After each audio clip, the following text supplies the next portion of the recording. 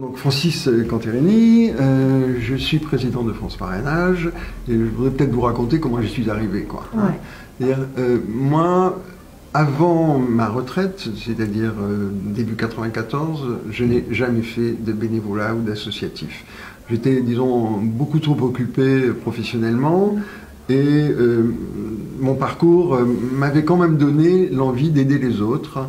D'abord parce que socialement je suis d'une famille qui était très modeste, et deuxièmement j'ai vécu dans des zones dans le monde qui m'ont montré ce que c'était la misère. Donc je me suis dit, le jour où tu as du temps, parce que j'en avais pas, à ce moment-là tu vas t'investir. Et donc ce que j'ai fait, j'ai répondu à une annonce sur internet qui recherche un administrateur pour France Parrainage. Je ne connaissais pas France Parrainage, et donc j'ai répondu à l'annonce. Ce qui m'a valu les contacts avec le président de l'époque et puis un certain nombre de personnes, où ils m'ont accepté au sein du conseil, mais dans un premier temps comme observateur. Donc j'ai resté 1 an au conseil, sans statut d'administrateur, mais avec une forte implication. En juin 2015 s'est tenu l'AG, et donc j'ai présenté ma candidature.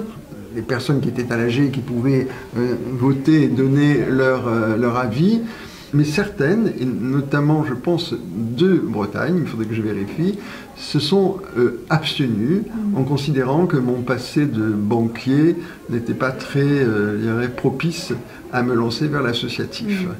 Et ça m'avait vraiment surpris, d'abord parce que c'était une volonté de ma part de participer, je n'avais aucune obligation, mais en même temps je comprenais les réticences que peuvent avoir les milieux associatifs par rapport à un certain nombre de métiers ou de professions. Ce qui m'a vraiment fait plaisir, c'est que le conseil d'administration m'a nommé président, et 1 an après, à la prochaine AG, à ce moment-là, les gens qui s'étaient abstenus m'ont dit, écoutez, franchement, on ne regrette pas du tout, c'est super ce que vous faites et tout. Et donc ça a été un peu une espèce de